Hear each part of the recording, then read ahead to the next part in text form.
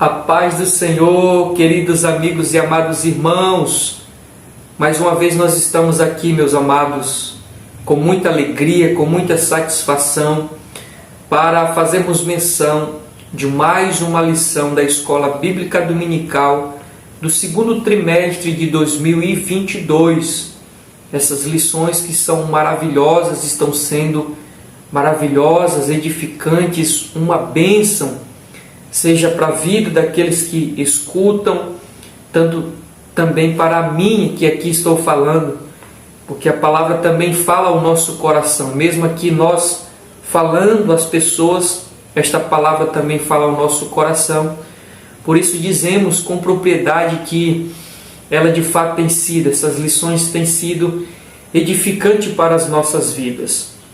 Nós vamos então dar continuidade ao ensino dessas lições, dessa feita lição de número 11 da nossa revista. Mas antes disso, como os irmãos sabem, eu quero deixar aqui destacado o tema geral da nossa lição. Você acompanha aí o tema geral da nossa lição. E o tema diz: os valores do reino de Deus, a relevância do Sermão do Monte para a Igreja de Cristo. Esse não pode sair da nossa mente. Esse é o tema geral da nossa lição, e ao longo das 12 lições são os desdobramentos dentro dessa lição. Nós estamos estudando, ou tendo o texto base, é o Sermão do Monte, capítulo 5, 6 e 7 de Mateus. Nós vamos para a nossa 11ª lição, você acompanha aí na tela. O tema dessa lição de hoje, meus amados, tem como título: sendo cautelosos nas opiniões. Esse é o tema de hoje, meus amados, um tema extraordinário, um tema surpreendente. Espero que até o final Deus venha falar poderosamente ao nosso coração. Então esse foi o tema da nossa lição. Deixo aqui registrado os objetivos que até o final dessa lição nós pretendemos alcançar. Acompanhe na tela os 3 objetivos da nossa lição. O primeiro deles: compreender que não devemos julgar precipitadamente o outro. O segundo: conscientizar de que devemos primeiramente olhar para nós mesmos. Terceiro: afirmar que não somos julgados pela severidade de Deus. Glórias ao nome do Senhor. Esses aí são os nossos 3 objetivos de hoje a serem alcançados, meus amados. Nós vamos então para os tópicos e os subtópicos da nossa lição, para que, como ela está estruturada, acompanhem na tela os tópicos da nossa lição.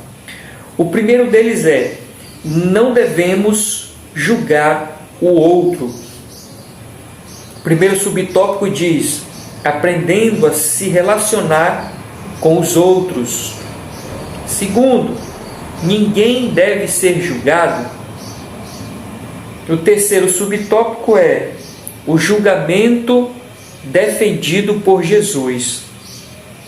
O segundo tópico, meus amados, da nossa lição diz: devemos primeiramente olhar para nós mesmos. O primeiro subtópico desse tópico é: cuidado com o juízo exagerado sobre os outros. O segundo subtópico diz: a inconsistência dos que possuem espírito de crítica. O terceiro subtópico diz: o que fazer para não julgarmos precipitadamente os outros. O terceiro tópico dessa lição, meus amados, tem como título: e se fôssemos julgados pela severidade de Deus. O primeiro subtópico diz: Deus é severo. O segundo subtópico diz: como Deus nos julga. E o terceiro subtópico, meus amados, diz: o exemplo da justiça de Deus na vida de Davi. bendito seja o nome do Senhor. Esses então são os tópicos e subtópicos da nossa lição, e você já pôde perceber que ela será gloriosa, meus amados. Fiquemos até o final e que Deus brade poderosamente ao nosso coração. Deixando aqui também registrado o textual e a verdade prática. Acompanhe na tela o textual da nossa lição, que está em Lucas, capítulo 6, verso 36, abre aspas, diz: Sede, pois, misericordiosos, como também vosso Pai é misericordioso. Lucas, capítulo 6, verso 36. Esse, então, é o nosso textual de hoje, dessa lição gloriosa. A verdade prática, você acompanha aí na tela, e diz assim: quando julgamos as pessoas, nos colocamos em uma posição que não compete a nós, seres imperfeitos e falhos. Essa verdade prática é tremenda, meus amados. E nós vamos então, a partir dela, darmos início à meditação dessa lição de hoje. Amém? Eu vou aqui deixar um pouco de lado algumas verdades de serem extraídas do nosso título, algumas verdades de serem extraídas do texto áureo, começando aqui da nossa verdade prática. Amém? Deixa aqui mais uma vez um conselho, né? Pegue sua Bíblia, pegue sua revista, caneta, papel e vá anotando tudo aquilo que de novo o Espírito Santo ele for bradando no seu coração. Tome nota para você não esquecer e assim ser mais edificado ainda. Amém, meus amados? Então vamos lá. A verdade prática diz assim: quando julgamos as pessoas, nos colocamos em uma posição que não compete a nós, seres imperfeitos e falhos. Então a verdade prática está dizendo que quando nós temos essa atitude do julgar, nós tomamos uma posição que não compete a nós. Nós chegamos a um nível que não deve ser chegado por qualquer um ser humano. Por quê? Não. Pela característica dele, que aqui no final a própria verdade prática diz que somos imperfeitos e falhos. Quando nós olhamos para alguém e o julgamos, nos colocamos acima dessas pessoas.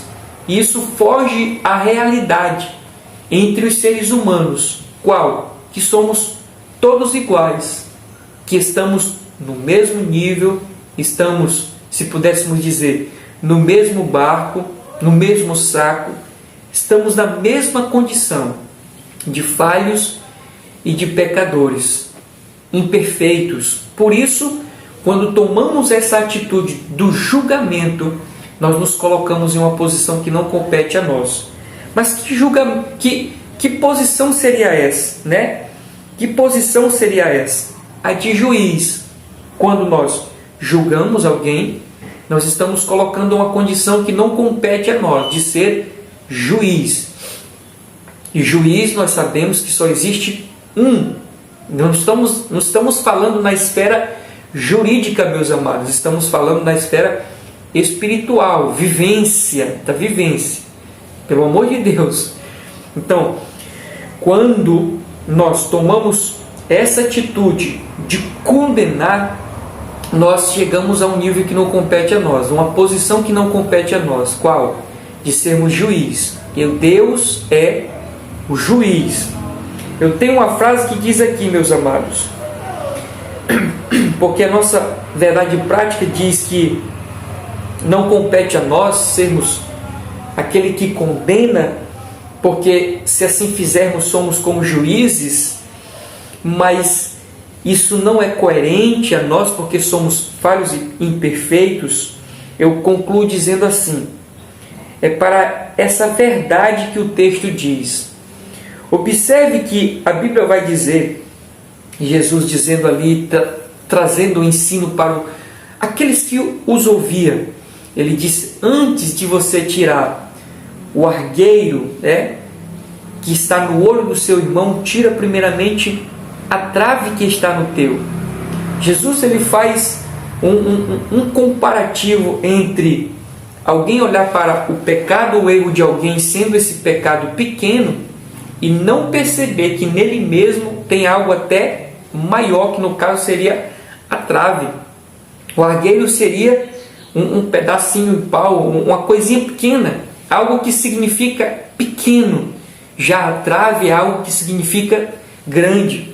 Por isso que eu escrevo aqui, é por isso, ou por essa verdade que o texto bíblico diz: tira a trave do teu olho. Tira a trave do teu olho. O que Jesus quer elucidar aqui? Que também somos falhos e pecadores. Quando Jesus está trazendo ali o ensino aos seus ouvintes, aos seus discípulos, quando alguém, antes de olhar para o pecado, o erro de alguém, ele deveria olhar para si e saber também que tem seus pecados, tem suas falhas, tem seus erros, enfim, está na mesma condição de falho, de imperfeito e de pecador. Amém, meus amados? Eu quero sair daqui da verdade prática, indo então para a nossa introdução de fato, fechando aqui com uma frase. E essa frase eu escutei, está aí na internet, se você jogar você vai encontrar. Essa frase diz assim: por trás de um não julgueis, escute só, por trás de um não julgueis, sempre tem um deixe-me pecar em paz. Esse texto, meus amados, quando Jesus diz não julgueis para que não sejais julgado, tem servido como um escudo para muitos, um escudo para que eles continuem nos erros, continuem no pecado, uma forma de proteger-se. É tanto que eles só pegam essa parte, não julgueis, e esquece todo o contexto que envolve esse texto. Porque quando nós olhamos o contexto ao qual esse texto está inserido, ele toma um direcionamento diferente. Ele toma um caminho diferente de como essas pessoas aqui gostam de benfazer-se dele. Quando eles pegam apenas não julgueis. Aí Jesus diz: para que não sejais julgado, porque com a medida que julgares, também serás julgado. Mas eu deixo essa frase, porque, queridos, essa lição aqui ela precisa ser tida com muito cuidado, ministrada com muito cuidado, para que não haja uma má interpretação, para que não seja encaminhada para um ensino errado da coisa. Por isso eu quero destacar essa frase, que eu achei interessante para o nosso estudo de hoje. Por trás de um não julgueis, sempre tem um deixe-me pecar em paz. Amém? Mais na frente vai fazer sentido essa frase. Mas vamos lá para a nossa introdução. A introdução diz assim: nessa lição, veremos que no Sermão do Monte, Jesus ensinou a respeito do não julgar ou do julgamento do próximo. O mestre foi enfático ao declarar: não julgueis e não sereis julgado. Somente o Senhor, que é conhecedor de todas as coisas, tem autoridade para julgar suas criaturas. Deus é justo juiz e toda avaliação pertence somente a Ele, 2 Timóteo 4,8.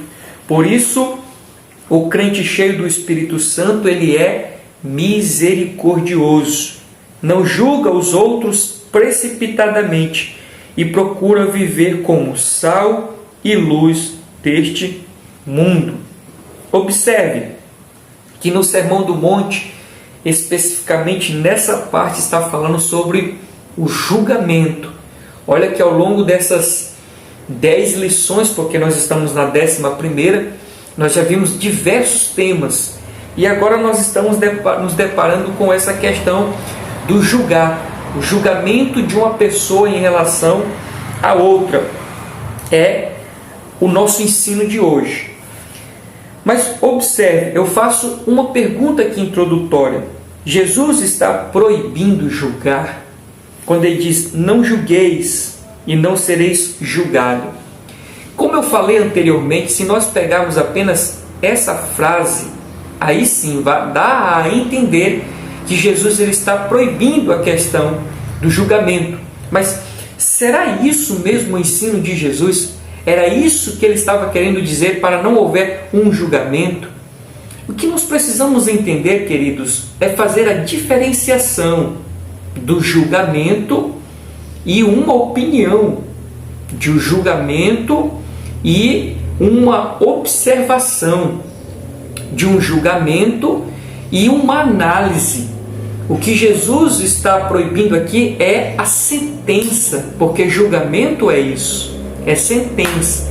Daqui a pouco nós vamos ver mais adiante um exemplo claro disso, o exemplo de Davi, que após pecar com Batseba, passa-se um tempo, Deus envia Natã, Natã confronta Davi, contando-lhe uma história. Ele, enfurecido com a história que Natã contou, ele disse: manda matar essa pessoa. Olha só como ele emitiu um juízo, ou seja, uma sentença. Juízo é uma coisa, sentença é uma coisa, e emitir uma verdade é outra coisa. Observar uma verdade é outra coisa. Então observe, o que Jesus aqui está tentando nos ensinar não é o aspecto, meus amados, do julgamento em si, mas tudo aquilo que envolve essa questão, Por isso eu deixo aqui essa pergunta. Jesus está proibindo o julgar, Jesus está proibindo o colocar-se como um juiz, aquele que dá a sentença, mas ele não proíbe, meus amados, nós emitirmos uma verdade, avaliarmos a árvore pelos seus frutos, porque Jesus mesmo disse: pelos frutos os conhecereis. Amém? Vamos adiante aqui ainda dentro da nossa introdução, porque a nossa introdução diz assim: somente o Senhor, somente Deus, Ele é conhecedor. Aqui eu destaco 3 características do porquê somente Deus Ele é o juiz. Primeiro, Ele conhece. Segundo, Ele tem autoridade. Terceiro, Ele é justo. 3 características, meus amados, pelas quais Deus torna-se o único juiz, aquele que tem de fato e de verdade a autonomia para proceder assim como um juiz. Por quê? Porque ele conhece o coração, o interior, o mais profundo do homem. Ele também tem autoridade, ou seja, é o único que é santo. Todos nós estamos no mesmo nível. E o terceiro, ele age com justiça. Deus, ele é justo. Bendito seja o nome do Senhor. Ora, observe, se a Bíblia vai dizer que tem caminhos que para o homem parecem ser bons, na mente, no coração do homem, ele jura que aquele caminho é bom, mas no final, diz a Bíblia, é caminho de morte. Agora observa, o homem, esse caminho é bom, e para Deus, Deus já está vendo, porque Ele é onisciente. Por mais que o homem imagine que esse caminho é bom, Deus já sabe que aquele caminho não é bom e já sabe o final que vai ter este caminho. Então veja que Deus ele está muito acima do homem. Ora, se o homem tem a capacidade de olhar para um caminho e achar que aquele caminho é bom, quando na verdade não é, ele pode errar na sua conclusão. Ele pode falhar no seu julgamento. Por isso, meus amados, não compete a nós o dar a sentença. Quando eu digo dar a sentença, esse aí não tem mais jeito. Observou? Esse aí não tem mais jeito. O que serve para esse é só o inferno. esse aí é um condenado. É esse tipo de julgamento, meus amados, que não compete a nós. Dar a sentença às pessoas. Esse não tem jeito, esse só a morte, esse só o diabo quer. Cuidado, meus amados, com isso. Cuidado, cuidado, cuidado.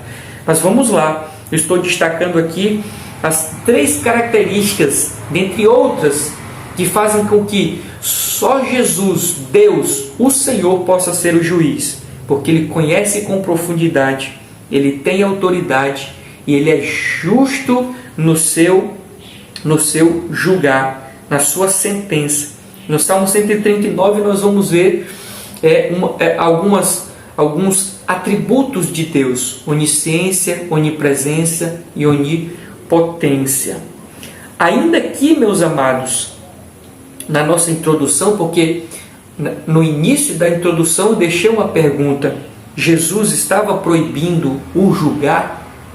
Agora observe, no final da nossa introdução diz assim: por isso, o crente cheio do Espírito Santo é misericordioso, não julga os outros, aqui vem o detalhe, precipitadamente. Ou seja, ele age com cautela. Esse é o X da questão. Esse é o ponto máximo do nosso estudo hoje, meus amados. É avaliar ou observar, não precipitadamente, emitir um valor de juízo, não precipitadamente, mas com cautela. Então a lição está dizendo que um crente cheio do Espírito Santo, ele não sai apontando o dedo. O crente cheio do Espírito Santo, ele não sai condenando, ele não sai julgando. Ele age com cautela, ele age com misericórdia, ele age com paciência, ele age com amor, sabendo que ele também é falho. Como diz aqui um linguajar no meio cristão, que ele também tem os pés de barro, ou seja, é passível da queda, é passível do erro, enfim, meus amados. Então observe, aqui está a resposta da pergunta que eu deixei lá no início da nossa introdução. Jesus proibiu o julgar? Jesus proibiu o julgar precipitadamente, meus amados. Proibiu o julgar precipitadamente. Aqui está a resposta da minha pergunta. Quer ver? Observe comigo João capítulo 7, versos 24. Evangelho de João, capítulo 7, versos 24. Veja o que diz esse texto, meus amados, para a nossa meditação. João 7, 24, diz assim a palavra do Senhor: não julgueis segundo a aparência, mas julgai pela reta justiça. Eu disse aos irmãos que, será que Jesus verdadeiramente estava proibindo o homem de julgar, de emitir uma opinião? Se nós pegarmos apenas essa palavra, sim, mas não podemos negligenciar todo o contexto. Quando nós vamos avaliar o contexto, nós vamos ver que Jesus está querendo trazer um outro ensino. É a questão do julgar precipitadamente. É tanto que aqui ele mesmo está dizendo, irmãos. O próprio Cristo está dizendo, no verso 24 do capítulo 7, não julgueis. Não julgueis o quê? Segundo a aparência, o lado exterior, o lado de fora. Mas ele continua dizendo, mas julgai. Então Jesus não estava se contradizendo. Uma hora ele diz, uma hora ele diz que não é para fazer. Não, a questão é a interpretação do texto. Que, como eu disse, as pessoas estão pegando esse texto e fazendo dele um escudo para viver uma vida de pecado.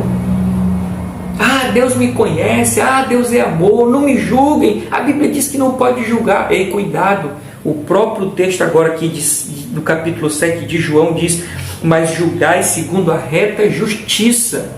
O que seria a reta justiça para nós, meus amados? A palavra de Deus. Eu pego a palavra de Deus, olho para a pessoa, os seus frutos, os seus atos e digo: olha, cuidado, o que resta nesse teu procedimento, nesse teu estilo de vida não é outro, é condenação. E não sou eu que estou condenando, eu estou pegando ou indo pela reta justiça, que é a palavra de Deus. Os irmãos agora compreenderam, meus amados, que o texto lá em apreço, quando diz não julgueis para não seja julgado, Jesus não está querendo dizer a questão de emitir um juízo de valor, mas assim a precipitação, e também levar com base o quê? Na reta justiça, na reta justiça. Ora, quando alguém diz que um homem que se envolve com outro homem, o que resta para ele é condenação, ele não está julgando segundo o seu coração, ele está julgando segundo a Escritura. Quando alguém diz que um corrupto não vai herdar o céu, ele não está dizendo segundo o seu coração, ele está falando segundo a reta justiça, que é a palavra de Deus. Quando a palavra de Deus diz assim: nenhum roubador, nenhum ladrão herdará o reino dos céus. Então observe, irmãos, que nós temos o quê? A lei. Nós temos aquilo que rege a verdade, a justiça, a palavra de Deus, que é a própria verdade, que é a própria justiça. Amém? Eu espero ter deixado claro isso daí. Por isso que eu deixei aquela frase dizendo: por trás de um não julgueis, existe um deixe-me pecar em paz. As pessoas pegaram o texto e estão blindando-se desse texto, querendo viver na sua prática, achando que estão respaldados pela palavra do Senhor. Mas enfim, vamos adiante. Vamos adiante. O primeiro tópico da nossa lição diz assim: não devemos julgar os outros. Não devemos julgar os outros. Quando diz não devemos julgar os outros, meus amados, é no aspecto de que precipitadamente, somente pela aparência, o julgar no aspecto de condenar segundo a minha avaliação e não segundo a palavra de Deus. Eu disse, por exemplo, ainda agora há pouco, colocando um exemplo, dizendo assim: esse que merece é só o inferno. Isso é um juízo que eu estou emitindo, não com base na Escritura, meus amados. Porque enquanto tiver vida para aquela pessoa, ele pode se arrepender. Naquele momento, naquele estilo de vida, se ele morrer, aí sim o que resta. Mas a pessoa dizer: para esse o que serve é só o inferno, aí eu já não posso dizer isso. Eu estou dando uma sentença, um juízo, coisa que não cabe a mim. Vamos adiante. Então não devemos julgar. O primeiro subtópico vai dizer assim: aprendendo a se relacionar com os outros. Vamos ver o que esse tópico tem a nos dizer. A igreja é o corpo de Cristo, formada por santos, porém humanos, imperfeitos e com dificuldades aonde? Nos relacionamentos. Olha que a revista está apontando para uma característica do ser humano. A igreja, o corpo místico de Cristo, formado por pessoas que têm como característica o quê? Imperfeição, falhas. Continuando. Por isso, estamos o quê? Sujeitos a enfrentar contendas e disputas. Diga-se de passagem, é o que mais nós estamos vendo dentro dos ciclos religiosos. Disputas e contendas. Tal verdade nos mostra que Jesus não espera do crente perfeição. Contudo, ele exige que os súditos do seu reino sejam éticos e misericordiosos. Abre aspas, diz: sede, pois, misericordiosos, como também vosso Pai é misericordioso. O Sermão do Monte é o código de ética dos servos de Deus, mostrando como devemos agir ou nos comportar diante de uma ação errada do nosso irmão. Glórias ao nome do Senhor. Então vamos lá ponto a ponto nesse tópico aqui glorioso. O primeiro ponto, aquilo que eu já falei, a Igreja de Cristo, o corpo místico de Cristo, corpo esse formado por seres humanos, que tem como característica o quê? A falha, o pecado, a imperfeição, a dificuldade no relacionar-se com o seu irmão. Eu coloquei aqui como ensino para nós a consequência do pecado. Quando Adão e Eva pecam, e esse pecado ele vai se multiplicando, atingindo toda a humanidade, esse pecado, dentre tantas consequências, ele afetou os relacionamentos. Os 3 níveis de relacionamento é aquilo que eu gosto de ensinar. O relacionamento de Deus com os homens, o relacionamento do homem com o próximo e o relacionamento do homem consigo mesmo. Note que a Bíblia diz que os nossos pecados, eles fazem o quê? Causam separação entre nós e o nosso Deus. Viu? Que o relacionamento do homem com Deus, ele foi prejudicado por causa do pecado. Segundo, o relacionamento do homem com o próximo. É tanto que Cristo diz assim: amem o vosso próximo, amem o próximo. Ora, se ele está dizendo que nós devemos amar o nosso próximo, é porque não é algo fácil. É tanto que lá no jardim, se você for observar, nós vemos essa realidade que o pecado causou entre o homem com o próximo. Quando Deus chega para Adão e diz assim: Adão, por que fizeste isso? Qual é a atitude de Adão? A mulher que tu me deste. Nós vemos então Adão culpando a Deus. Olha, o pecado causando separação, o pecado quebrando, rompendo essa comunhão do homem com Deus. A mulher que tu me deste. Olha só como Adão já acusa Deus e ele acusa a mulher. Veja que os relacionamentos eles estão sendo desmoronados. E o terceiro aspecto é a relação do homem consigo mesmo. Aí vem a baixa estima, aí vem a depressão, aí vem a falta de amor próprio, né? Aí vem alguém que tira a sua própria vida num suicídio, alguém que vive em crise consigo mesmo. Eu me acho feio, eu me acho isso, eu me acho aquilo, eu não tenho capacidade, isso. Então, o relacionamento do homem consigo mesmo. E a Bíblia diz que nós fomos feitos à imagem do Senhor, nós éramos perfeitos, mas o pecado causou isso. Então, nós estamos gravitando nesse aspecto aqui, do homem relacionar-se com o próximo, amém? Agora que observe a nossa lição quando ele diz assim, tal verdade, qual verdade que ele está se referindo aqui? Que o homem é imperfeito, que o homem é falho. Então diz assim, tal verdade nos mostra que Jesus não espera do crente perfeição. Eu chamo a nossa atenção para essa frase aqui que o escritor colocou, meus amados, quando ele diz assim, tal verdade nos mostra que Jesus não espera do crente perfeição. Essa afirmação precisa ser levada em consideração com muito cuidado, porque dá a entender que Jesus não espera muita coisa de nós. Pelo contrário, queridos, não é bem assim. Jesus não somente espera, como ele deixou registrado na sua palavra. Sabemos que o homem é falho? Sim. Sabemos que o homem é imperfeito? Sim. Mas o homem ele não pode estar ali conformado nessa situação. Cruzar o braço e eu sou assim mesmo, pronto, e acabou-se. Eu sou desse jeito, Deus vai me entender. Não é dessa maneira. Observe, essa frase, se não tomarmos cuidado com ela pode ir contrário à vontade do Senhor.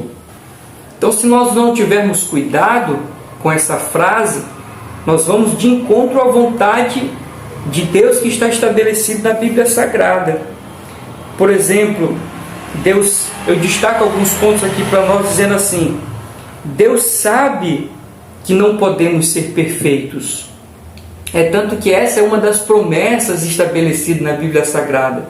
uma das coisas que futuramente vão acontecer. A Bíblia diz que nós teremos o corpo glorificado como o corpo de Cristo.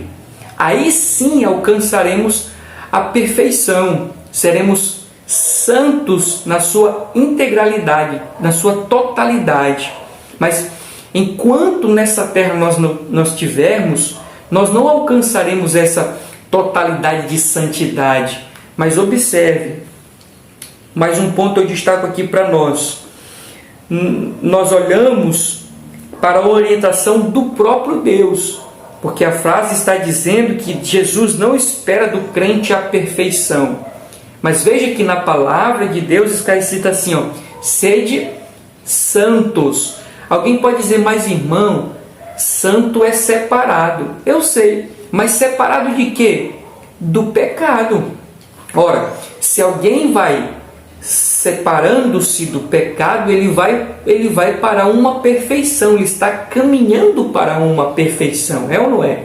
Então, observe que essa frase, se não for tomada com cuidado, colocada aqui pelo autor da nossa lição, pode ser que as pessoas vivam numa zona de conforto e não vivam aquilo que a Bíblia está querendo, que é ser santo, ou seja, buscar um estilo de vida em santidade, viver em santidade, esforçar-se para alcançar esse ideal que Jesus falou quando ele disse, sede santo como eu sou santo. Ora, se Jesus sabia que nós não alcançaríamos, por que ele deixou aqui então estabelecido na sua palavra?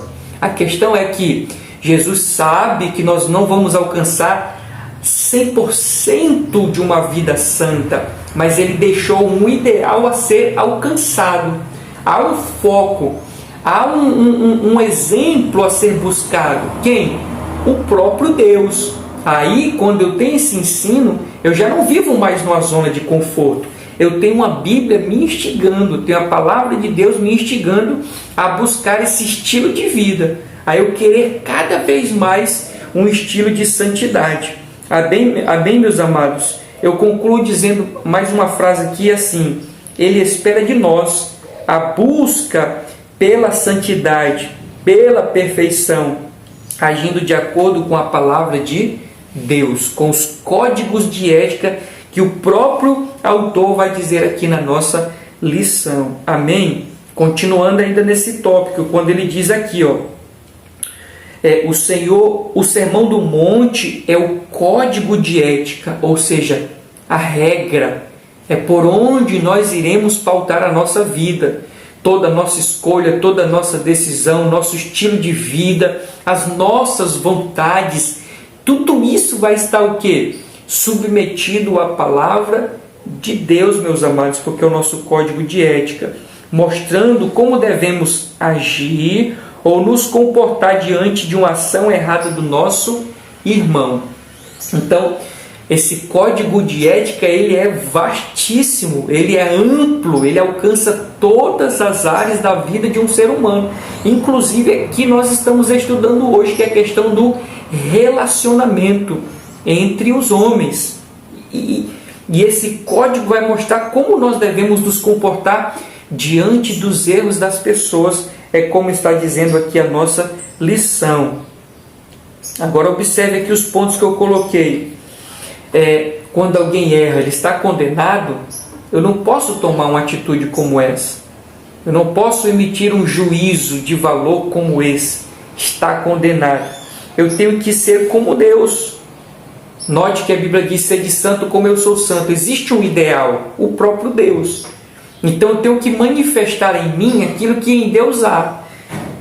No caso aqui, como Deus agiria em relação ao erro humano, à falha humana? Eu disse em lições muito passadas o que significa ser misericordioso, porque a Bíblia diz que as misericórdias do Senhor são as causas de nós não sermos destruídos. E o que é a misericórdia do Senhor? É não agir de imediato. Deus não age de imediato. Ele dá tempo, ele dá oportunidade para a pessoa se arrepender. É tanto, mais uma vez tomando aqui como exemplo, a história de Davi, que adulterou com Batseba, se Deus não fosse misericordioso, teria fulminado aquele homem. Nem teria levantado Natã para levar ali o ensino, e por meio desse ensino ele tivesse ali a oportunidade de se arrepender, como de fato aconteceu. Nós vemos claramente a manifestação da misericórdia do Senhor sobre a vida de Davi nesse caso, meus amados. E é assim que nós devemos proceder, e não condenar, lançar no inferno, como se juiz nós fôssemos, ou o próprio dono do céu. Amém? Então devemos agir com misericórdia. Agora outra coisa, um detalhe: a omissão também é pecado. Isso está em Ezequiel capítulo 33, verso 8. Ezequiel 33, verso 8. Vamos ver o que diz esse texto, meus amados, rapidinho aqui. Ezequiel capítulo 33, o verso é o verso 8. Bendito seja o nome do Senhor Jesus Cristo. 33, verso 8, diz assim: se eu disser ao ímpio, isso é Deus, se Deus disser ao ímpio, ó ímpio, certamente morrerás, e tu, ou seja, o profeta, os crentes, a igreja, os homens de Deus, e tu não falares para dissuadir o ímpio do seu caminho, morrerá esse ímpio na sua iniquidade, porém o seu sangue eu o requererei da sua mão. Então, o que nós aprendemos dentre tantas coisas nesse texto? Que a omissão ela é pecado. Ora, se alguém está no erro descrito pela Escritura, e eu a não alertar essa pessoa vai morrer no seu pecado, mas Deus vai requerer o sangue dessa pessoa sobre nós. Então a Bíblia está nos instigando o que é não sermos omissos, mas falar a verdade, dizer a verdade, ensinar a verdade, orientar as pessoas na verdade e para a verdade, porque a omissão também é pecado. Avançando ainda dentro desse tópico, meus amados, eu trago mais um: julgar.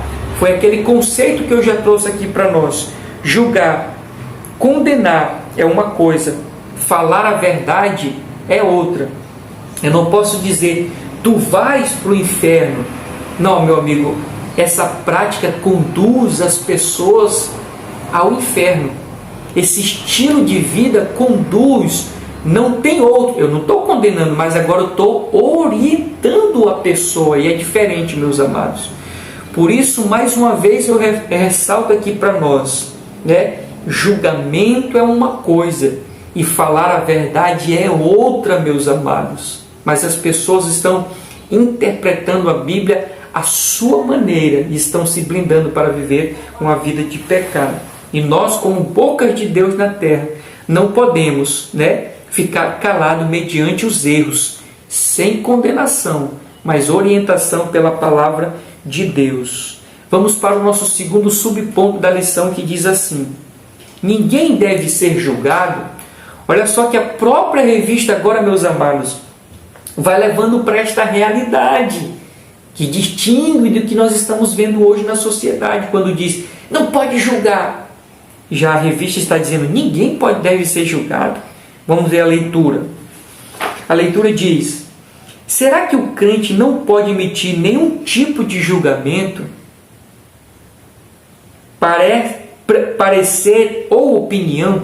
Será que era isso que Jesus de fato estava querendo ensinar? Não julgar, emitir, ter um parecer? Será que era isso? Se fosse assim, nosso Senhor contrariaria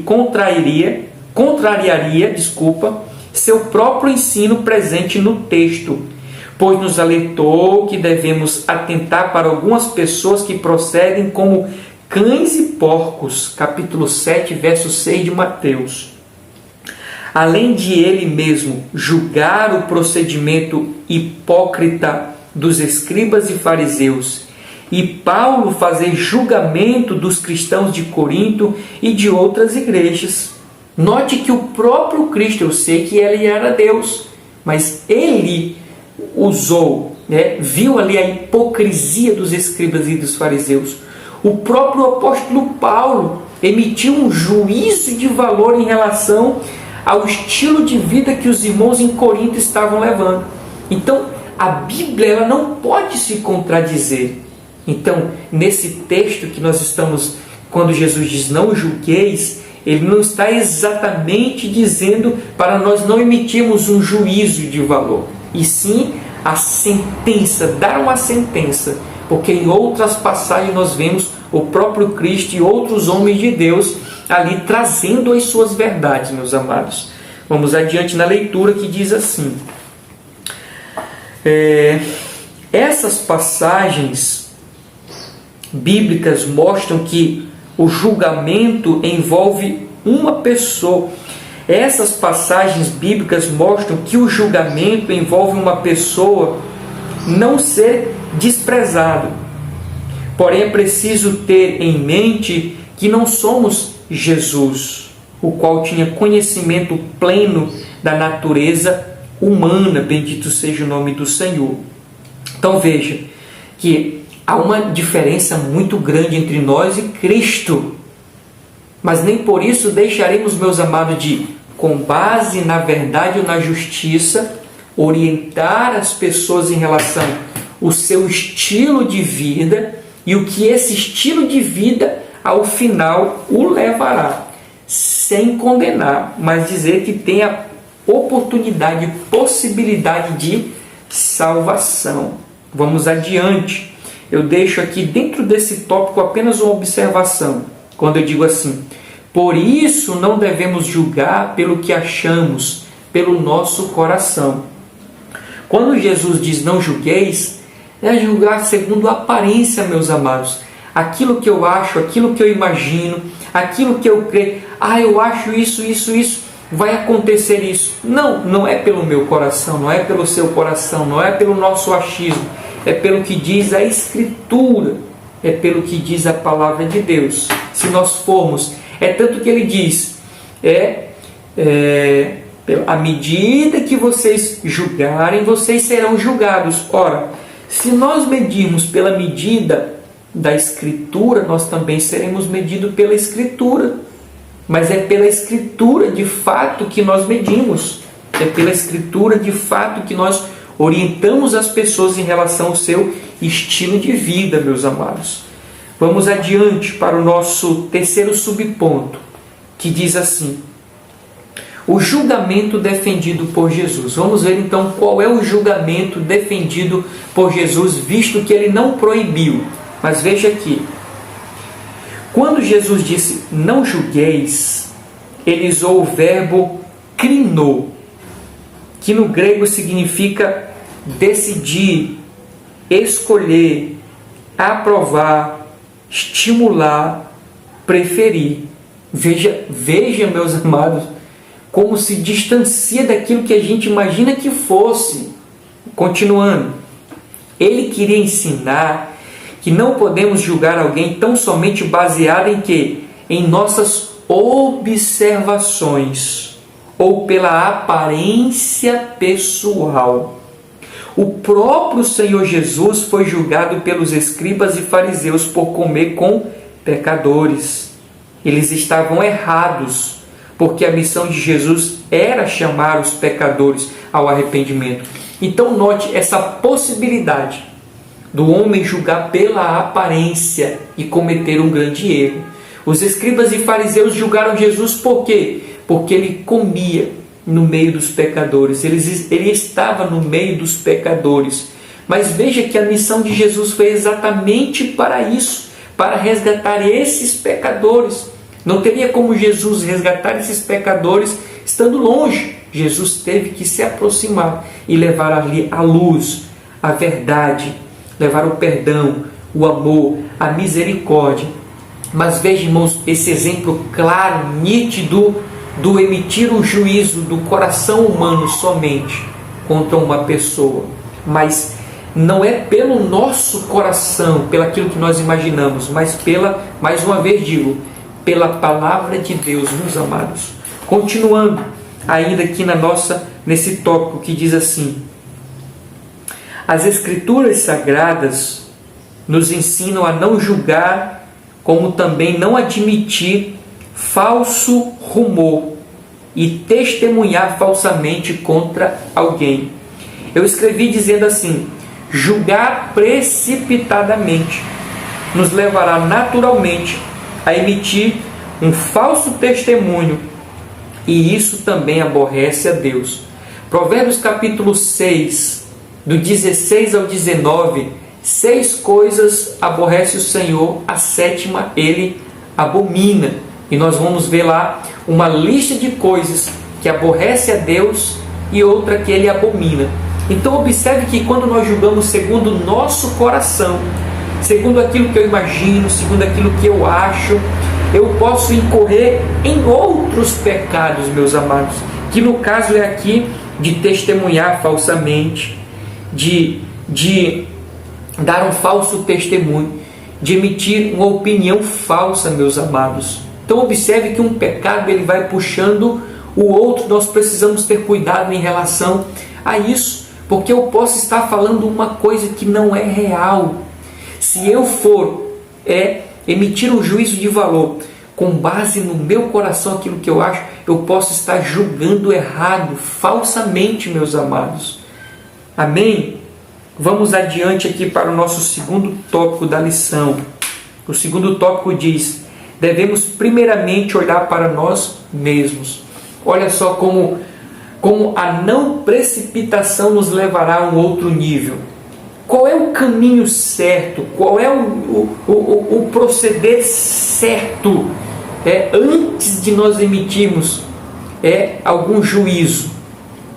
Até mesmo quando nós olharmos para a vida de alguém e vermos, segundo a Escritura, o que resta para essa pessoa, se ele se manter nesse estilo de vida, segundo a Escritura, condenação. Mas ainda assim, meus amados, essa minha fala ou esse meu pensamento, essa verdade no meu coração, ainda assim será cheio de misericórdia. Os irmãos estão entendendo? Eu olho para uma pessoa, sei que aquele estilo de vida o levará para o inferno. Ao saber disso, meus amados, ao saber disso, aquilo vai me encher de misericórdia. Em saber que uma alma, se não se converter ao Senhor, passará a eternidade sofrendo, meus amados. É assim o sentimento de Deus. Não é que eu vou me alegrar, por mais que eu sei que se aquela pessoa permanecer no estilo de vida, ela vai para a condenação, isso não vai me alegrar, porque eu poderia estar no lugar dela, no estado dela, mas o Senhor usou também de misericórdia para conosco. Então vamos lá, nós estamos no mesmo nível. Então o caminho certo, meus amados, antes de qualquer coisa, é eu lembrar que eu também sou pecador, que eu também sou falho, sou poço de erro, de pecado, de falhas. Ai de nós se não fosse a misericórdia do Senhor, queridos. Talvez enquanto nesse horário que você esteja me vendo aqui, até chegar esse horário que você está agora me vendo, quantos pecados nós já cometemos, meus amados? Pela fala, pelo olhar, pelo pensamento, pelo desejo do nosso coração. Quantos erros, quantos pecados nós já não cometemos? Só Deus na nossa vida, meus amados. Então nós precisamos ter essa consciência de que em nada nós somos melhores do que as outras pessoas. E isso nos ajudará a ser misericordiosos, porque ainda que sabendo que alguém que está no estilo de vida rejeitado pela Escritura e vai restar condenação para aquela pessoa, ainda assim eu terei um olhar de misericórdia. Vamos lá. O primeiro subponto ou tópico diz: cuidado com o juízo exagerado sobre os outros. A leitura diz: pessoas que emitem juízo impensados e infundados a respeito de outros podem estar tentando esconder seus próprios erros. Podemos ver que tal fato na vida do rei Davi, quando cometeu um adultério e um homicídio. para mostrar a Davi as suas iniquidades, o profeta Natã contou a história de um viajante que matou a única ovelha de um homem pobre. Sem analisar bem a história e estando com a sua consciência cauterizada pelo pecado, Davi prontamente declarou que a sentença, aqui ele estava como um juiz, e não simplesmente como um profeta, como alguém que alerta, olha meu amigo, olha, não, ele já foi dando a sentença, matem. Quando alguém diz, o que resta é só o inferno, esse aí merece ir para o inferno, isso é juízo, é sentença e não cabe a nós, meus amados. Vamos adiante. Digno de morte foi o que Davi falou, né? Digno de morte é o homem que fez isso. Foi fácil para Davi enxergar o pecado do outro e considerá-lo horrível, mas ele não pensou no seu, ou seja, não reparou a trave que estava nos seus olhos. Muitas vezes, de modo errôneo, procuramos falha nos outros e os sentenciamos, mas ignoramos ou fazemos vista grossa em relação às nossas próprias falhas, que por vezes são mais graves do que as das outras pessoas ou que as outras pessoas estão cometendo. Então veja, um exemplo claro de alguém que olhou o erro da pessoa, mas não enxergou o seu próprio. Davi estava em pecado, Davi tinha adulterado. Deus vem e traz a revelação. Davi ele emite ali uma sentença, mas ele não levou em consideração nem os próprios pecados, a sua condição de miséria, a sua condição de pecador, e emitiu um juízo. E o ensino da Escritura para nós é, antes de emitir qualquer coisa ou falar qualquer coisa, e ainda que fale certo de acordo com a Escritura, sejamos misericordiosos. Mas antes de emitirmos, meus amados, qualquer coisa, nós temos o pé de barro. Nós somos falhos. Eu mesmo estou falando aqui para vocês, meus amados, mas a minha própria consciência está me acusando. Eu estou falando com as mais sinceras das minhas palavras. Eu sou falho. E estou de pé pela misericórdia do Senhor. Deus é quem me sustém, porque se não fosse Ele, meus amados, eu já teria perecido. Então veja só, quando o texto diz, foi fácil para Davi enxergar o pecado do outro e considerá-lo horrível, mas ele não pensou no seu, ou seja, não reparou a trave que estava nos seus olhos. Antes de falar, considere os seus também. Antes de emitir, considere os seus também. E ainda que por meio da Escritura, orientar alguém que aquele estilo de vida o levará à condenação. Sejamos misericordiosos nas nossas palavras, no expressar a verdade, não com ódio, não com ira, não com rancor, mas expressar a verdade imbuídas de amor, de misericórdia e de graça, meus amados. Continuando ainda alguns pontos que eu coloquei dentro desse tópico. Aqui no finalzinho desse tópico diz assim: Davi não reparou a trave que estava nos seus olhos. Muitas vezes, de modo errôneo, procuramos falha nos outros. As pessoas, elas vivem assim. Olha para A, olha para B, olha para C, isso, aquele assim, aquele assado, aquele cozido, e não consegue reparar o seu. E a Bíblia nos instiga o inverso, antes de eu olhar até para o outro, porque Jesus foi quem disse, antes de tirar o argueiro do olho, olha para a trave que está no teu. Esse é o processo, meus amados, esse é o processo correto nosso, olhar primeiramente para os nossos erros, para as nossas falhas. Mas continuando, ignoramos ou fazemos vista grossa em relação às nossas próprias falhas que por vezes são mais graves do que as outras pessoas estão cometendo. Nós procuramos falhas. Quem lembra da história de Daniel? Daniel capítulo 6, verso 4. Aqueles sátrapas, governadores, procurando de toda maneira possível que encontrar uma falha em Daniel, um erro em Daniel. E graças ao Senhor não encontraram uma falha sequer na vida ilibada daquele homem, caráter divino na vida de Daniel. Mas procedemos assim com aqueles homens, os perseguidores de Daniel.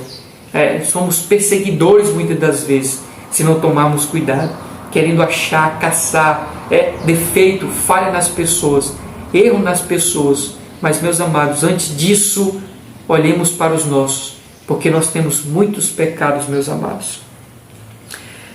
Pessoas que ficam esperando, torcendo pela queda de um irmão, pela queda de alguém. Ele não somente agora ele está à procura de um erro, de uma falha de alguém, mas ele torce, ele deseja, ele espera ardentemente que aquela pessoa erre, que aquela pessoa falhe, que aquela pessoa vacile, que aquela pessoa se dê mal. Irmãos, não é atitude nossa, meus amados.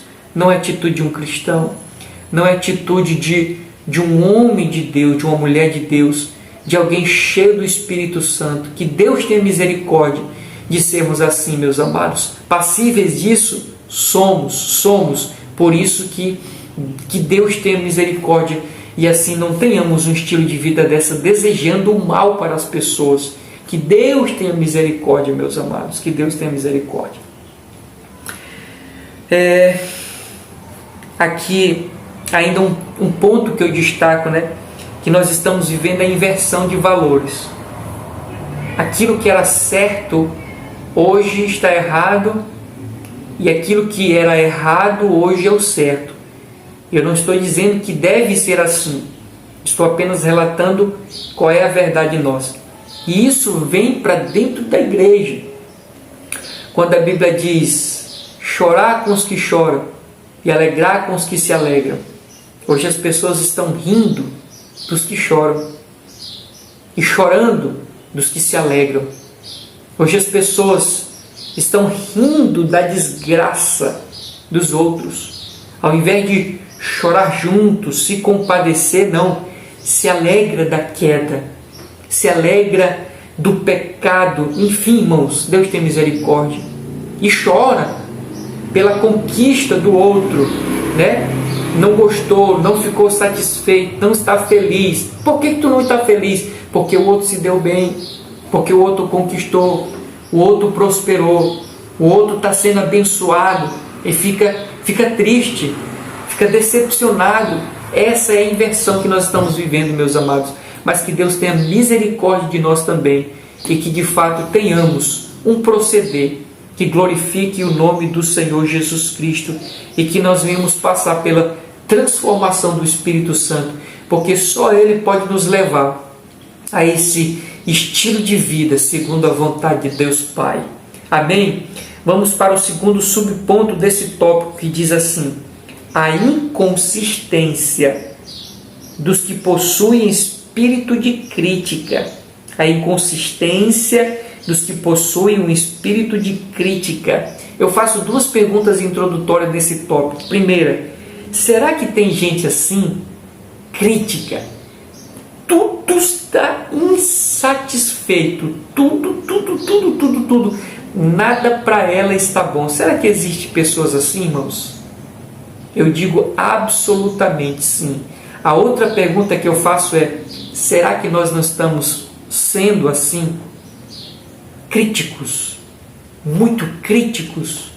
Nada está bom, nada está certo, nada é da maneira como ele quer ou gostaria que fosse. Por isso precisamos refletir. Vamos lá, meus amados, na leitura que diz assim: aqueles que possuem o espírito mórbido da crítica irão incorrer em graves consequências. É o que Jesus ensina em Mateus capítulo 7, verso 2. Para os críticos que não conseguem ver as manchas corrosivas em suas vidas, Jesus diz: Aquele que dentre vós está sem pecado, seja o primeiro que atire a pedra. Os escribas e fariseus eram peritos nos mínimos detalhes. Quem lembra? Nos mínimos detalhes. Assim eram os escribas e os fariseus. Eram peritos em julgar os outros.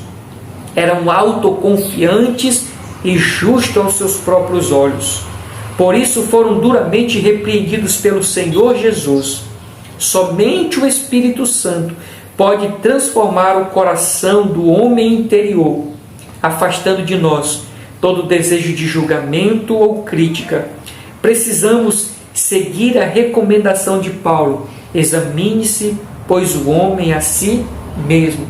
Esses mesmos homens que criticavam Cristo, meus amados, Cristo, conhecendo seus corações, disse: vocês são sepulcros caiados, por fora todos pintados, mas por dentro podridão. Note que nesse mesmo relato, Cristo mostra como nós somos por dentro, meus amados.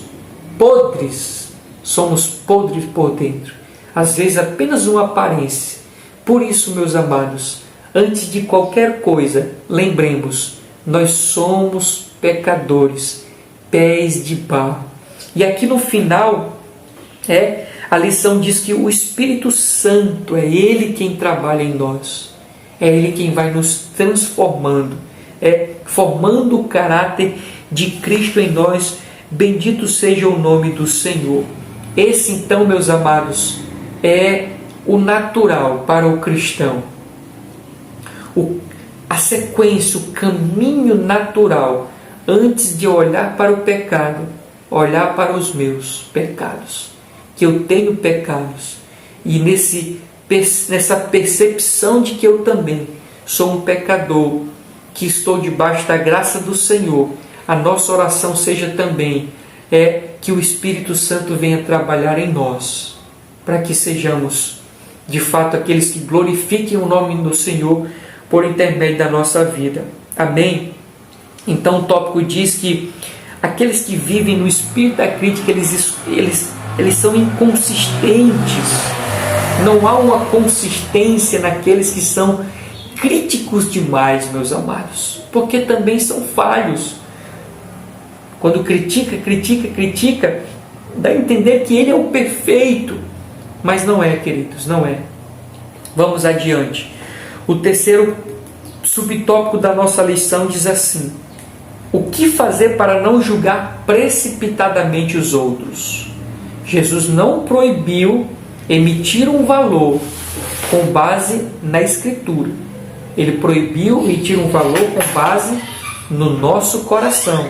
Mas como proceder? Como fazer para não julgarmos precipitadamente? Aqui o autor destaca 3 situações. Então vamos lá. Primeiro, é ter consciência de que temos falha e imperfeições.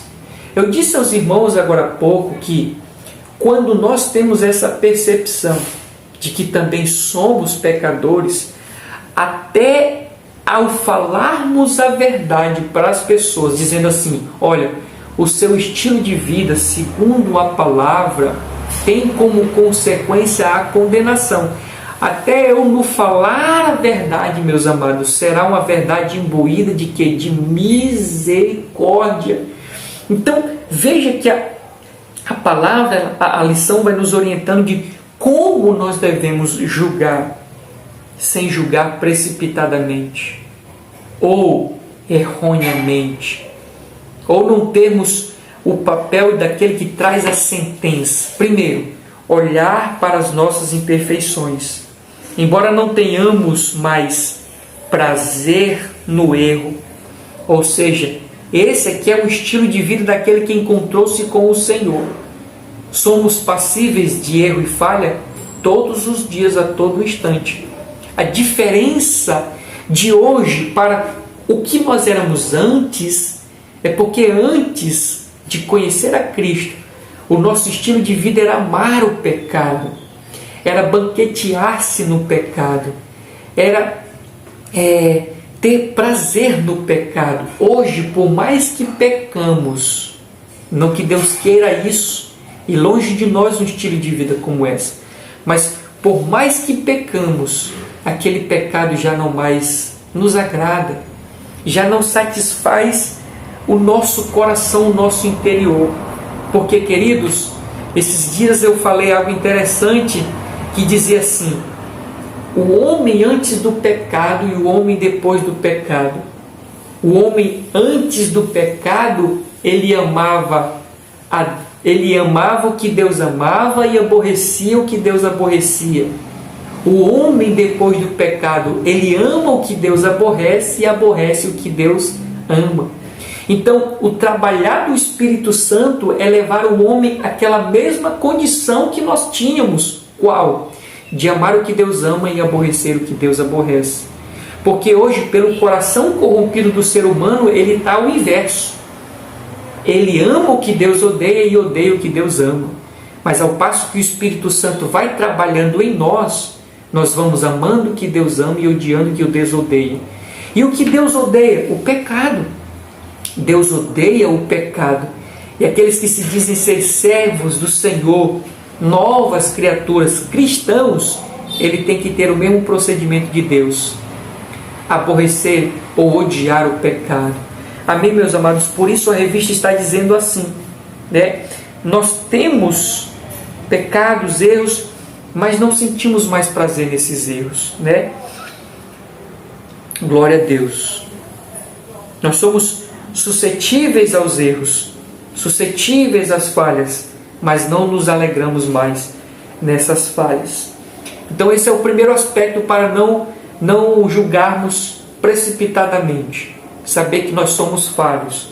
O segundo lugar, precisamos nos relacionar com as pessoas com o mesmo amor que um dia Jesus Cristo teve para conosco, pois o amor não faz mal ao próximo. Então veja, os passos que o nosso amado irmão Uziel aqui, pastor Uziel, está nos dando para não agirmos precipitadamente: reconhecer o nosso pecado. Segundo, amar as pessoas, mas não amor conforme o conceito deste mundo. É o amor conforme estabelecido na palavra do Senhor, o amor que reflete ou que vem do coração de Deus, o amor segundo, ou amar segundo o amor de Deus, o amor de Cristo. Quando a Bíblia diz em João capítulo 3, verso 16, porque Deus amou o mundo de tal maneira que deu seu Filho unigênito. A Bíblia também diz que Deus nos amou sendo nós o quê? Bons, justos? Não, sendo nós pecadores. Sendo nós pecadores, Deus nos amou. E é esse amor que deve ser manifestado nas suas criaturas, nos seus servos, nos seus filhos, nos crentes, em nós. O amor, ou amar como Deus ama as pessoas. Amar aqui, né? Ainda, como eu coloquei para nós, ainda que seja o pior dos pecadores. Não é o fato, meus amados, do pecado das pessoas. Não é porque as pessoas são altamente pecaminosas que isso fará com que nós não venhamos amar essas pessoas.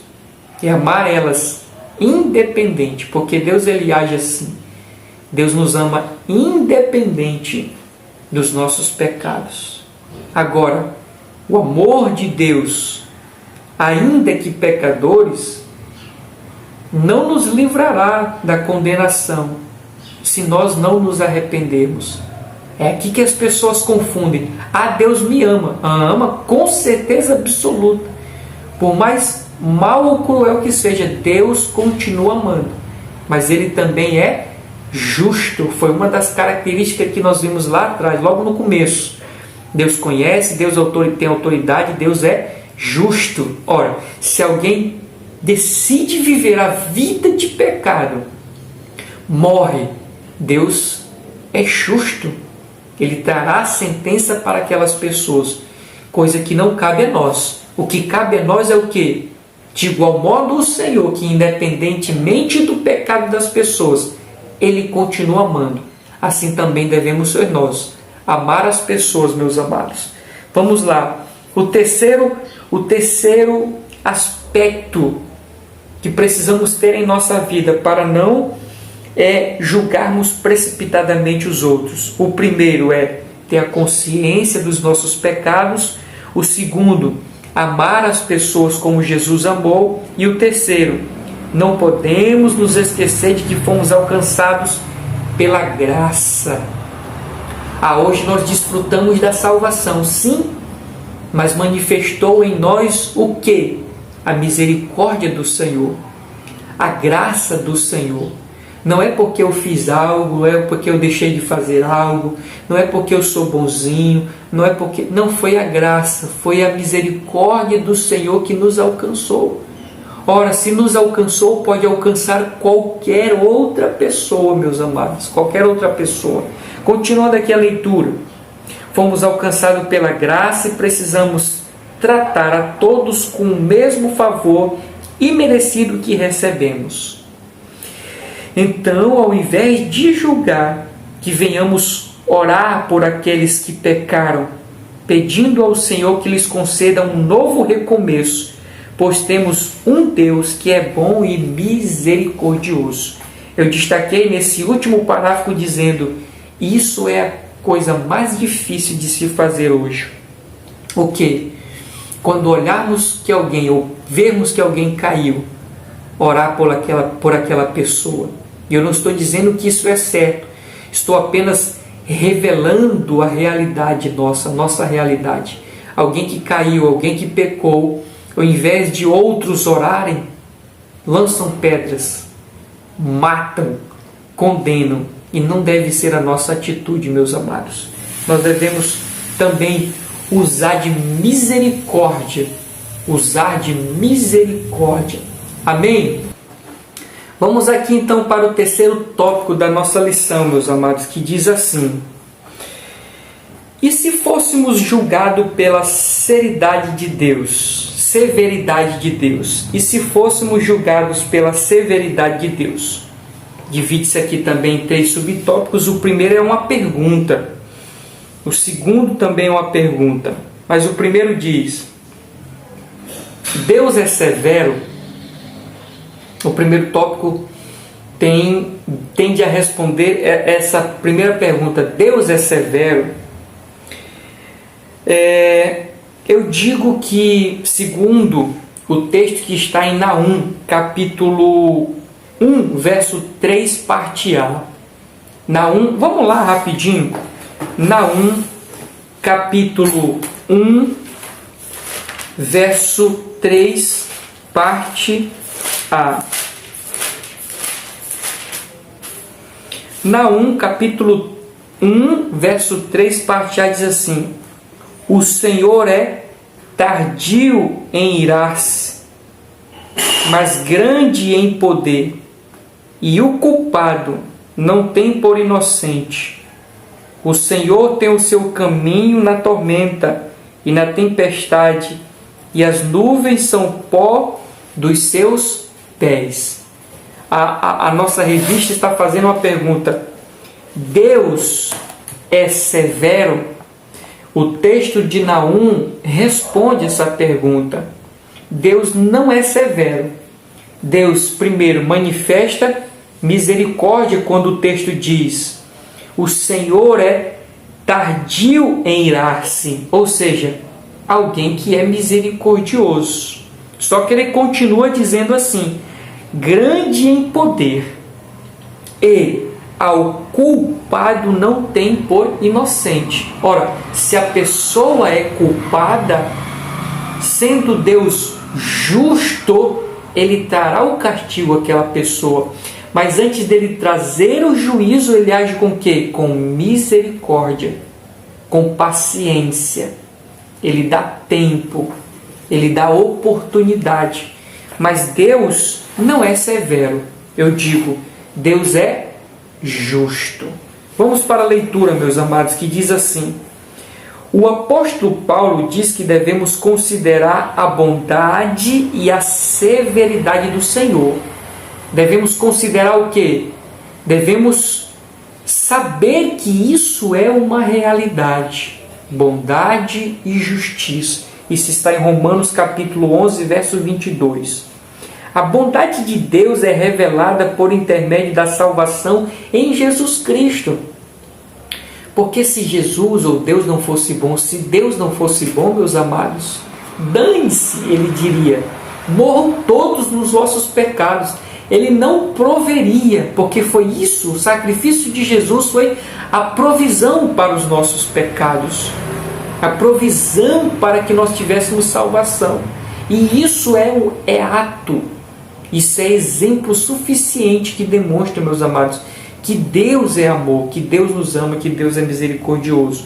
Continuando, no que tange à severidade, ela é empregada para com aqueles que pecam deliberadamente, ou seja, um estilo de vida de pecado, não querem saber de Deus, não querem ouvir sobre Deus, têm aversão a Deus. O que resta para umas pessoas dessas? Se Deus ele está se prontificando. Eu escutei por esses dias uma coisa interessante. A ira de Deus é como uma chuva. Ela vem e vai alcançar todos. Só que antes que essa ira venha, Deus ele providenciou um guarda-chuva para as pessoas. Toma o teu guarda-chuva. Alguém pega e se protege dessa chuva que é a ira de Deus. Deus, toma o teu guarda-chuva. Não quero guarda-chuva. Entenderam, irmãos? Deus provendo que eu escape para as pessoas, mas elas rejeitam. Preferem viver o seu estilo de vida deliberado no pecado.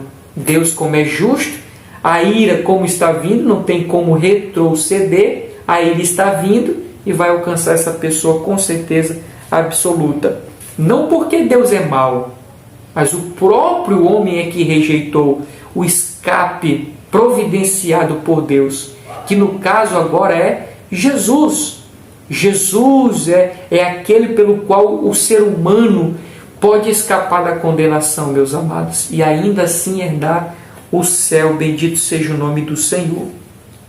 Então, continuando aqui na leitura, que diz assim: no que tange a severidade, ela é empregada para com aqueles que pecam deliberadamente e não se arrependem dos seus pecados. Deus é misericordioso, eu escrevi aqui. Deus é misericordioso, ou seja, não age de imediato, mas dá tempo para o arrependimento. Uma das passagens clássicas ou claras que evidencia isso, meus amados, 2 Pedro, capítulo 3, verso 9. As pessoas, onde está a promessa de Deus? Onde está a promessa de Deus? Onde está a promessa de Deus? E Pedro diz, para Deus, Pedro disse, para Deus um dia como 1000 anos, 1000 anos como um dia. Não retarda o Senhor a sua promessa, antes é misericordioso, esperando que os homens se arrependam. Interessante que, olhando para o nosso contexto, meus amados, alguns vão dizer assim: Deus está tardando, Deus está demorando, talvez Deus nem venha porque já se passou tanto tempo. E elas não conseguem perceber que esse tanto tempo que já se passou é exatamente o tempo que Deus está dando para que essas pessoas se arrependam. Mas ao invés de elas aproveitarem o tempo para se arrepender, elas aproveitam esse tempo para dizer: Deus nem vem. O coração do ser humano é mau, queridos. E Deus, ele é justo. Deus, ele é justo. Vamos avançar. Então, respondendo à pergunta: Deus é severo? Não. Deus é justo. Antes dele executar o juízo, ele manifesta a sua misericórdia. Isso está em Naum, nós vimos muito bem, capítulo 1, verso 3. O segundo subtópico diz assim: como Deus julga? Qual é a base que Deus se utiliza para julgar? Qual é a maneira, o modus operandi de Deus até julgar uma pessoa? Vamos ver. O Todo-Poderoso não é um ser que está lá no céu desejando agir abruptamente, rapidamente, de maneira inconsequente. Não. Observe. É preciso compreender que no relacionamento com as suas criaturas, Deus age com retidão e justiça. O crente deve ser consciente de que Deus é justo. Estabeleceu um governo moral no mundo e disponibilizou suas leis para serem praticadas. Quando as leis divinas são observadas pelos seus filhos, Deus os recompensa. Continuando, mas quando elas são quebradas, há consequências e sanções. Deuteronômio capítulo 7, verso 9 e verso 12. O julgamento do Senhor não é feito pela aparência dos fatos, pois Ele conhece o mais profundo das nossas intenções. Eu gosto sempre de citar, meus amados, visto que o homem é especialista, o ser humano é especialista em justificar-se. Tudo ele tenta trazer uma justificativa para safrar-se, para livrar-se, mas ele consegue isso diante de outro homem, porque diante de Deus ele não consegue, porque Deus ele é onisciente, conhece o interior do ser humano.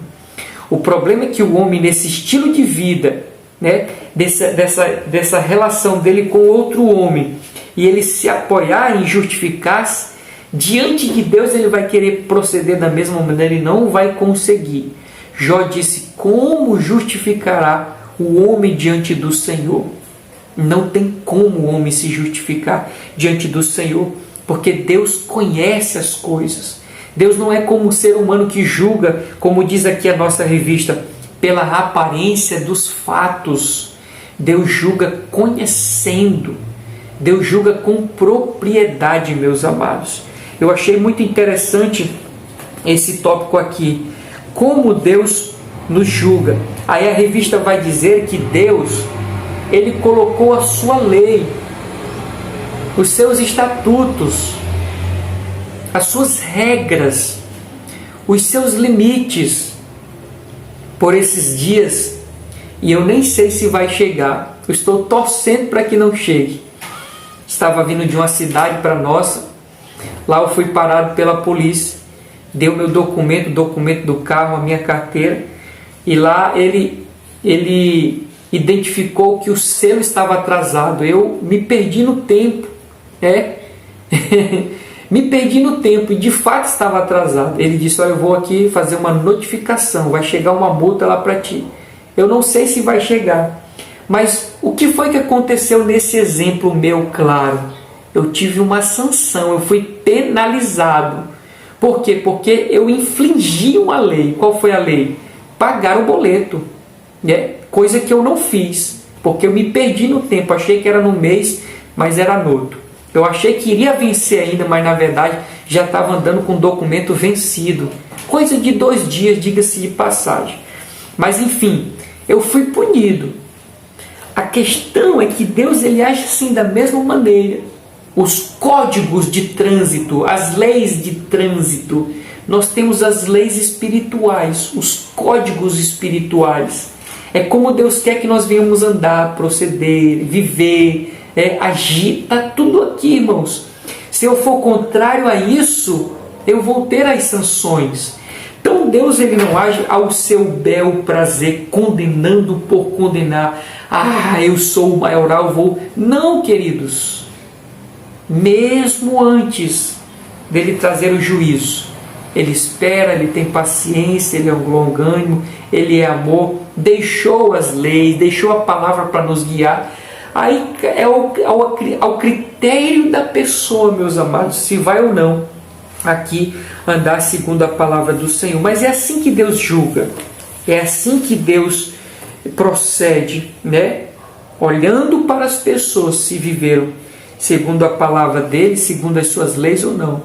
Vem agora em minha mente aquele texto, quando diz assim, que que nós deveríamos ser como o homem prudente, que edificou a sua casa onde? Na rocha. E ele vai dizer que o homem prudente é aquele que ouve as palavras e as pratica. Já o insensato é aquele que ouve e nem dá crédito. Mas que nós possamos, para não passar pelo juízo de Deus, meus amados, observar a lei do Senhor. Amém? Vamos lá. O terceiro subtópico da nossa lição diz assim: o exemplo da justiça de Deus na vida de Davi. O tópico é: e se fôssemos julgados pela severidade de Deus? Lógico que nós estamos agora aprendendo que Deus não é severo, Ele é justo. Mas antes de emitir a sentença, Ele dá tempo. Ele manifesta misericórdia. Ele é paciente, esperando que este homem, que este ser humano se arrependa. E isso nós vemos o que? Na vida de Davi, quando ele poderia muito bem, se ele assim desejasse, fulminar Davi, ali depois que adulterou com Batseba. Mas não, ele até levantou um profeta para advertir, Davi, desejoso de que Davi viesse se arrepender. Como assim? Graças a Deus aconteceu. No Salmo 51 nós vemos a oração de Davi, o lamento de Davi, o arrependimento de Davi. Ele diz: Senhor, limpa-me com o teu esopo, Enfim, então o exemplo da justiça de Deus na vida de Davi. Como é essa justiça de Deus? Justo para condenar, mas também justo para absolver quando há arrependimento. O homem, ele age precipitadamente, condena, lança no inferno, julga. Mas Deus não. Ele é justo. Ele é justo. Justo para condenar se a pessoa decidir viver naquele estado de miséria, de pecado. Mas também Ele é justo para perdoar. Ainda que seja um estuprador, um esquartejador, alguém mau, perverso, cruel, ele decidiu: Senhor, eu reconheço o meu pecado, quero mudança de vida, eu me arrependo, me perdoe. A graça do Senhor alcança aquela pessoa, meus amados. Deus é assim. Deus é distinto do ser humano. Então vamos lá. Davi era um homem segundo o coração de Deus. Porém, ao pecar contra o Senhor e o próximo, ele experimentou o quê? A justiça divina. Embora amasse seu servo, o Todo-Poderoso, veja só como é a justiça de Deus. O Todo-Poderoso, vou ler de novo. Embora amasse seu servo, o Todo-Poderoso não isentou a punição. Deus é um Pai amoroso, mas também é justo e não tem por inocente o pecador. Guarda a beneficência em milhares, que perdoa a iniquidade e a transgressão e o pecado, que ao culpado não tem por inocente. Êxodo capítulo 34, verso 7. A severidade de Deus é para aqueles que não vivem segundo a palavra, que escondem, entre aspas, os seus pecados, mas a sua bondade e cuidado alcançam aqueles que confessam e deixam seus pecados, procurando expressar a verdadeira justiça de Cristo. Portanto, considera, pois, a bondade e a severidade de Deus. Romanos capítulo 11, verso 12. De baixo para cima, meus amados, quando o apóstolo Paulo em Romanos 11, 22 diz: considera a bondade e a severidade de Deus. Ou seja, cuidado, observe, saiba que isso existe. O quê? Bondade e severidade. Severidade não no aspecto de ser cruel, mas ser justo. Deus é justo. Continuando aqui, meus amados, quando ele diz, considera, não é o desejo de Deus, não é o desejo de Deus odiar, é é Deus ser justo, de fato, de verdade. A severidade ou a justiça de Deus, ela é alcançada, meus amados, para aqueles, como segundo esse tópico aqui, né? Eles decidem viver deliberadamente, não querem acatar de jeito nenhum o favor do Senhor. Ainda aqui nesse tópico, quando diz assim: porém, ao pecar contra o Senhor e ao próximo, ele, Davi, experimentou a justiça divina. Na justiça de Deus, irmãos, olha como é a justiça de Deus, como funciona a justiça de Deus. Davi pecou? Pecou. Humanamente falando, o que restava para Davi? Condenação. Mas Deus manifesta diferente. Davi arrependeu-se verdadeiramente. O favor de Deus alcançou Davi. Mas essa mesma justiça que veio da parte de Deus sobre a vida de Davi, visto que Davi se arrependeu, Deus perdoou. Essa mesma justiça que perdoa alguém que se arrepende é a mesma justiça que faz com que a pessoa pague pelo que ela fez. Por exemplo, eu tenho uma frase que ilustra de maneira bem clara isso. Perdão de Deus não é anulação da consequência. Perdão de Deus não é anulação de consequência. Quando Deus nos perdoa, a sentença que Ele anula é a sentença eterna. Porque se nós vivêssemos deliberadamente, o que restaria para nós? Condenação. Mas antes disso eu me arrependi. Isso alterou a consequência. Mas até ou enquanto nesta terra eu viver, eu vou colher aquilo que eu plantei. Vamos para dentro da história de Davi. Davi pecou, adulterou. Teve perdão da parte de Deus? Teve, porque ele se arrependeu. Só que as consequências desse ato de Davi, do adultério, continuou sobre ele. É tanto que um filho dele estuprou a sua irmã, um irmão queria matar o outro irmão, ele perdeu um dos seus filhos, né? Os próprios filhos tentando tomar o seu trono.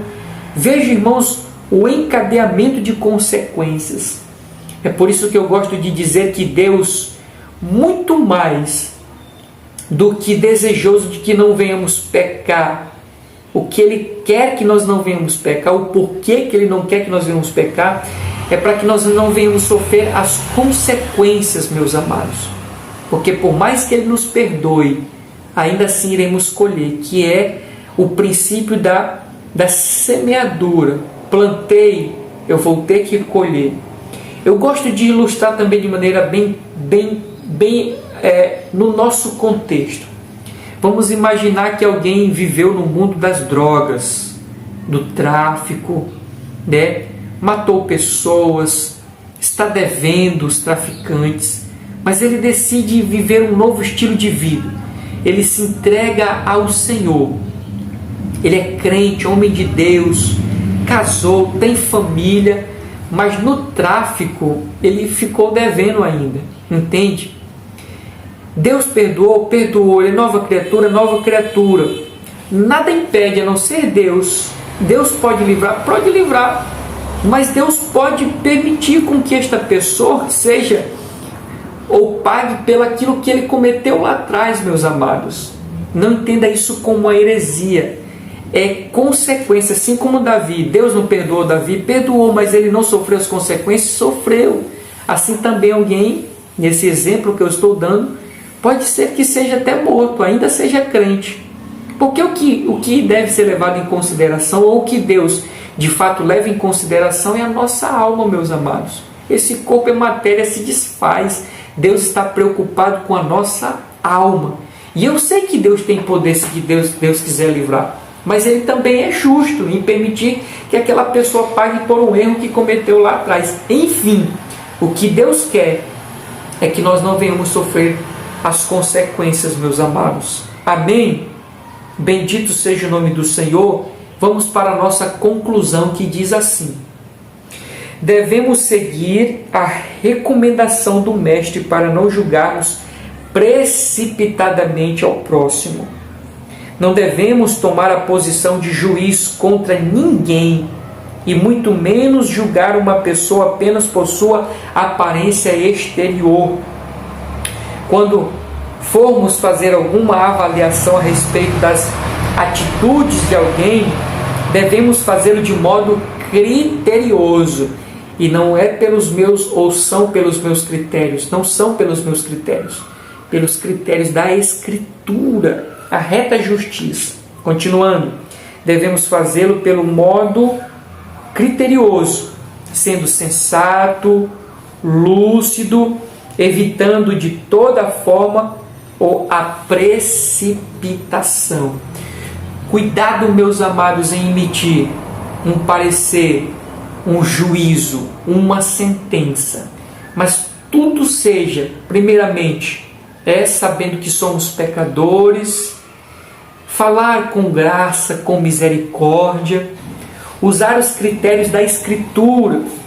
Jesus não está nos proibindo de avaliar, emitir um juízo, mas que essa avaliação, essa emissão de um juízo seja com base na Escritura e ainda assim regada de misericórdia e de amor. Amém, queridos? Espero em Deus que o Espírito Santo tenha falado poderosamente ao seu coração. Agradeço a Deus por sua vida de estar aqui conosco e ore por nós, porque precisamos das vossas orações. Permitindo o Senhor, estaremos aqui na próxima lição. Em nome de Jesus, Deus abençoe. Amém e amém.